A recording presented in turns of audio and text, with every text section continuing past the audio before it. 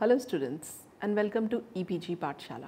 I am Dr. Shefali Nagpal, Associate Professor at Human Resource Development Center, Bhagat Phool Singh Mahila Vishwavidyalaya, Sonipat. We are studying the paper Development of the Management Thoughts, Principles and Types under Human Resource Management. Today we will discuss a very important and a very interesting topic, communication. After completing this module, you will be able to learn and to know the concept of communication, understanding the process and analyzing the importance of communication. Communication is a process. If the process breaks down, communication will fail. In this module, we will learn about the communication process. We will also discuss how the concept of noise can disrupt this process and the process of conveying information between two or more than two people. The process is the steps that we take to achieve a successful communication. The concept of communication, the communication process is the steps that we take to achieve a successful communication. The concept of communication. Let us understand the concept with the various definitions. Communication might be defined as the transfer of facts, information, ideas, suggestions, orders, requests, grievances, etc. from one person to another to impart a complete understanding of the subject matter of communication to the recipient thereof. The desired response from the recipient to such communication. Communication as defined by the Knudsen O'Donnell is communication is a way that one organization member share our meaning of understanding with another. Communication is a process of passing the information and understanding from one person to another as defined by the Davis. Communication is the sum of the things one person does when he wants to create understanding in the mind of another. It is a bridge of meaning. It involves a systematic and continuous process of telling, listening and understanding as defined by the Lewis A. Allen. Now let us discuss the few features of communication. By the above definition and the surrounding information that we gather, the following salient features of the concept of communication are: communication is necessary and required in all managerial functions. However, it is the integral part of the directing process and assumes greater significance in the directing stage. Communication is a function of every manager, hence it is pervasive managerial function. All managers would have to make necessary communication to their subordinates and give feedback to the communication from the latter. It is a continuous process throughout the organizational life. It is the basis of the organizational functioning. No communication, no functioning of the organization. Thus goes an old managerial adage. Communication is complete and rational process. Only when the recipient of the message has an understanding of the subject matter of communication, in fact, a transmission of understanding from the sender to the recipient of the message, something which is an important requirement from the human relation perspective of communication. Fifth, usually it ought to be a two-way process. This emphasizes on the feedback aspect of the communication.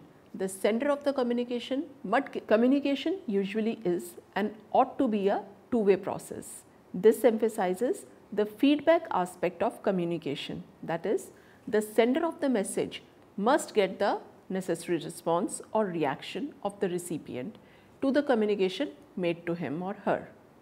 Sixth, communication is always done with a purpose, that is, with the objective of evoking the desired response out of the recipient to the communication made. For example, if communication is work order by the superior to some subordinate, the latter must comply with the orders, undertaking the necessary actions for the implementation of the order. Seventh, it is a process that requires at least two parties, a sender of the message and the recipient of it. Naturally, one person would not make any communication to the self. Eighth, communication is a circular process. Its processes starts with the sender of the message, traveling through the various stages completes with the feedback to the communication from the recipient to the sender. Principles of communication. To be effective and meaningful, the managerial functions of communication must be guided by the following principles. First is the principle of understanding. Communication must be such as transmits an understanding of communication message to the recipient as per the intentions of the sender. A practical application of this principle requires that the message must be expressed whether made orally or in writing. Further, the message must be complete, leaving no scope for any doubts likely to confuse the recipient and compel him towards a misinterpretation of the message. Second principle is the principle of attention. It must be made in such a manner that it invites the attention of the recipient to it. For a practical application of this principle, it is imperative that not only must the message be expressed pleasantly and soundly, but the purpose of the sender in making the communication must be clarified. Third is a principle of brevity. The message to be communicated must be brief, as usually the recipient, especially an executive, would not have much time to devote to single piece of communication. However, the brevity of the message must not be sought at the cost of clarity or completeness of the message. The sender must strike a balance between these two factors, brevity, clarity and completeness. Fourth principle is the principle of timeliness. Communication must be in time, that is, it must be made at the high time when needed to be communicated to the recipient. An advanced communication carries with it the danger of forgetting on the part of recipient, while a delayed communication loses its purpose and charm and becomes meaningless when the right time for the action has expired. The principle of appropriateness or rationality is the next principle. In context of realization of the organizational objectives, it is must that the message must be appropriate and rational.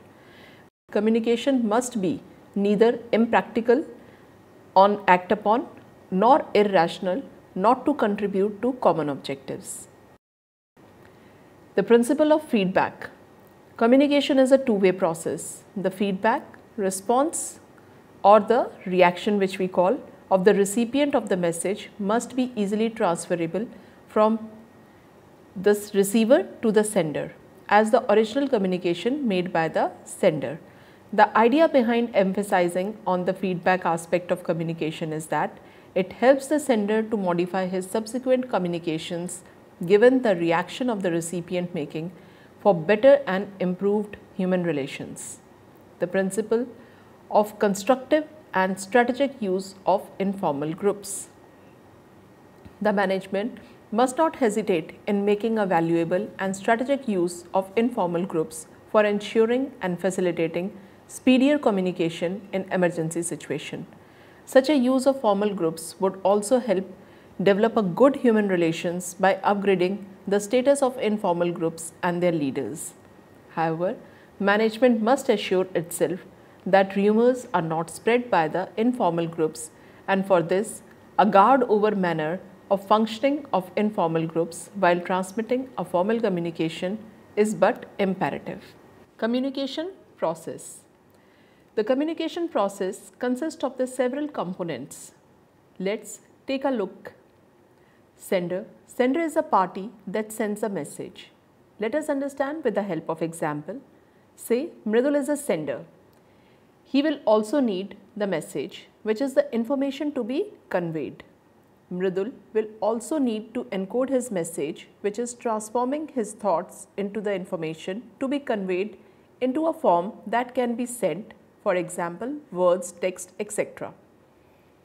A channel of communication must be selected in a proper way, which is the manner in which the message is sent. Channel of communication include speaking, writing, video transmission, audio transmission, electric transmission, through mails, emails, text messages, faxes, and even non-verbal communication such as body language. Mridul also need to know the target of his communication. This party is called receiver.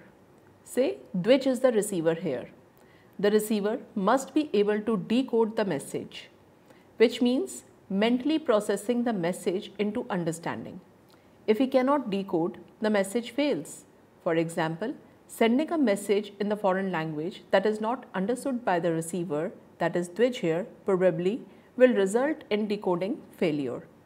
Sometimes a receiver will get the sender feedback, which is a message sent by the receiver back to the sender. For example, a member of Dwij's team may provide feedback in the form of a question to clarify some information received in the Mridul's message. The goal of communication is to convey information and the understanding of that information from one person or group to another person or group. This communication process is divided into three basic components. That is, a sender transmits a message through second, that is channel, to the receiver, which is third. The sender first develops an idea which is composed into the message and then transmitted to the other party, who interprets the message and receives the meaning. Information theorists have added a somewhat more complicated language. Developing a message is known as encoding. Interpreting the message is referred to as decoding. The other important feature is the feedback cycle. When the two people interact, communication rarely is one way. Receives a message, she corresponds or responds to it by giving a reply. The feedback cycle is the same as the sender-receiver feedback noted in the figure. Otherwise, the sender cannot know whether the other parties properly interpreted the message or how they reacted to it.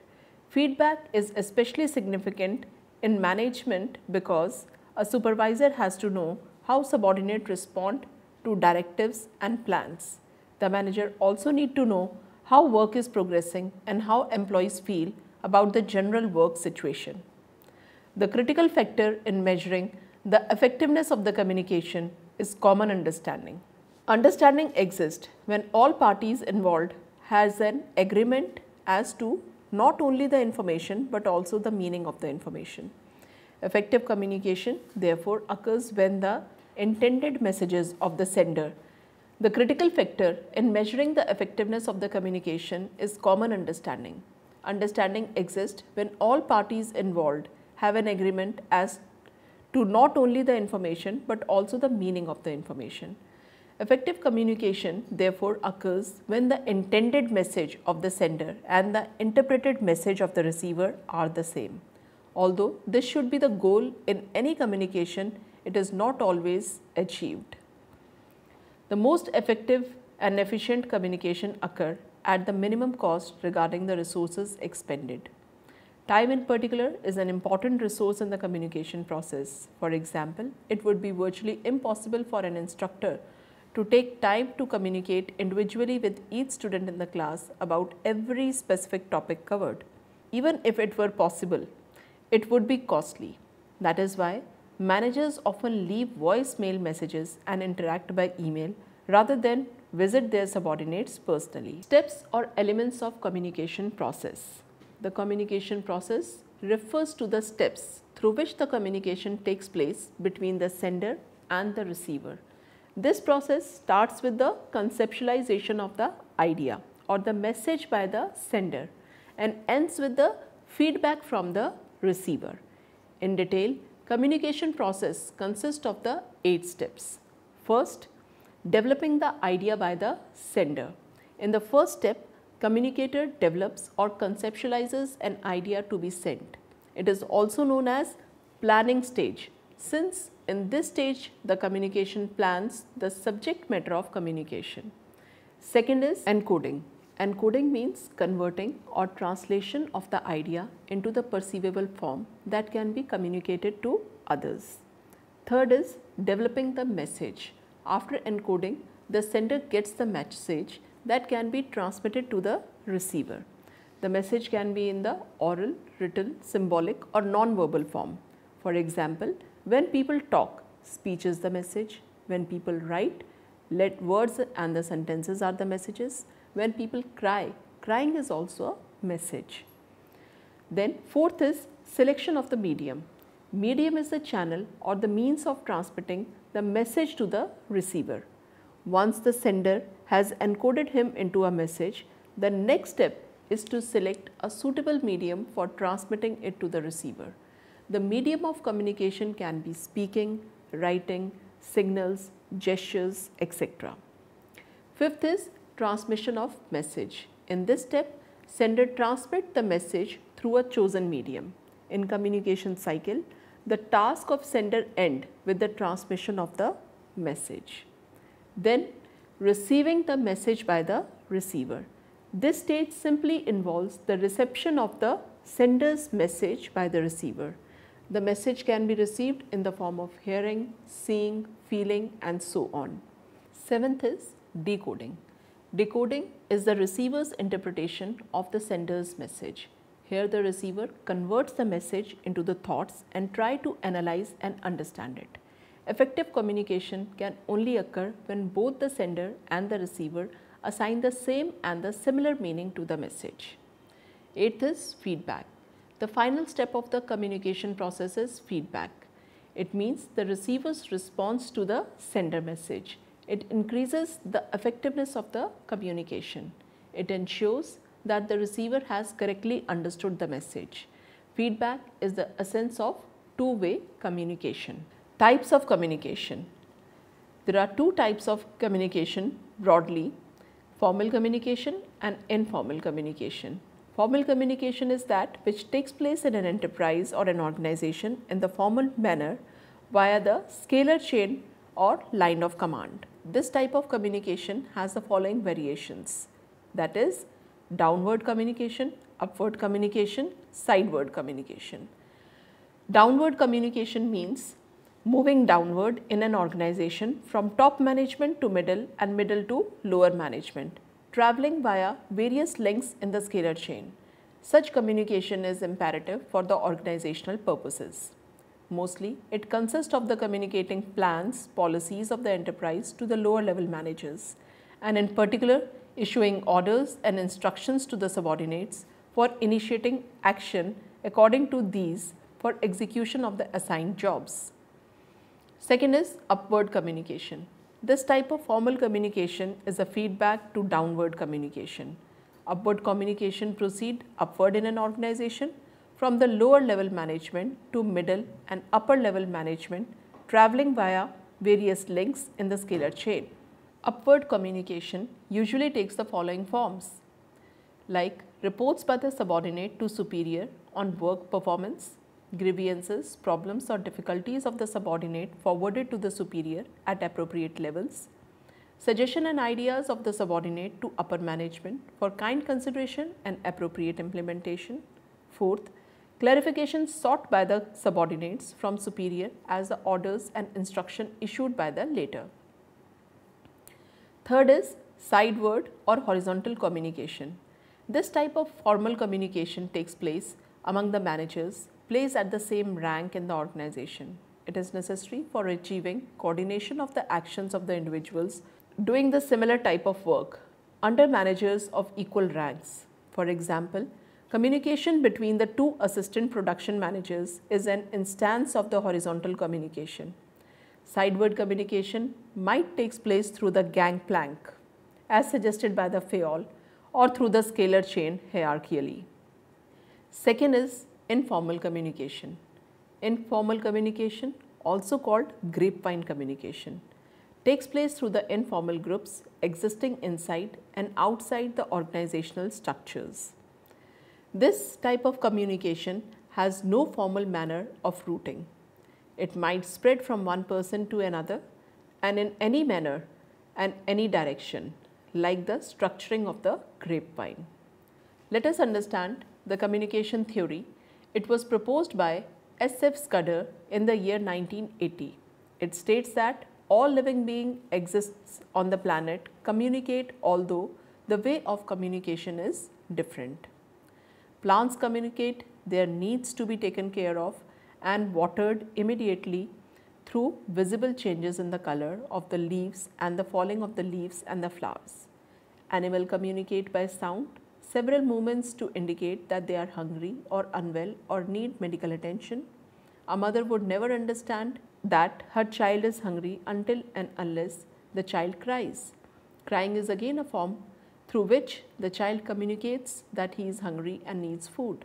The same applies when he is injured, where he uses crying again as a tool to communicate his pain and need of urgent medical attention. The universal law of communication theory says that all living beings, whether they are plant, animals, human beings, communicate through the sound, speech, visible changes, body movements, gestures, or in the best possible way to make the others aware of the thoughts, feeling, problems, happiness, or any other information.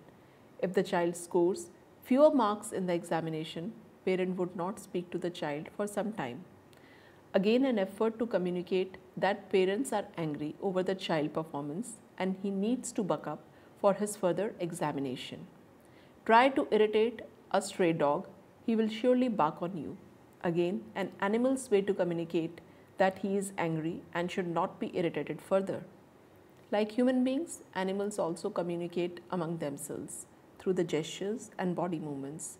Monkeys always carry their babies with them wherever they go. Again, a way through which the mother tries to communicate that their babies are safe and the mother is there to take care of them. During the mating seasons of animal, communication through the gestures play an important significant role in bringing them close.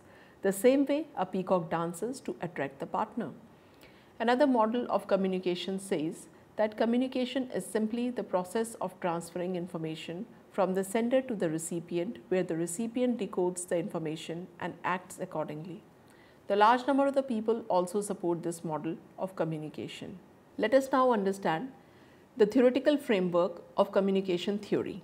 It includes mechanistic, psychological, social, systematic, critical considerations or the viewpoints. Let us discuss the mechanistic viewpoint. It states that communication is simply the transmission of the information from the first party to the second party. The first party is the sender and the second party is the receiver. Psychological. According to the psychological viewpoint, communication is simply not the flow of information from the sender to the receiver, but the thoughts, feelings of the senders which he tries to share with the recipient. It also includes the reactions, feelings of the receiver after he decodes the information. Social. The social viewpoint considers communication as a result of interaction between the sender and receiver. It simply says that communication is directly dependent on the content of speech. How one communicates is the basis of the social viewpoint. Systematic. The systematic viewpoint says that communication is a new and different message which is created when various individuals interpret it in their way and then reinterpret it and draw their conclusion. Critical. The critical viewpoint says that communication is simply a way with the help of which an individual expresses his power and authority among other individuals.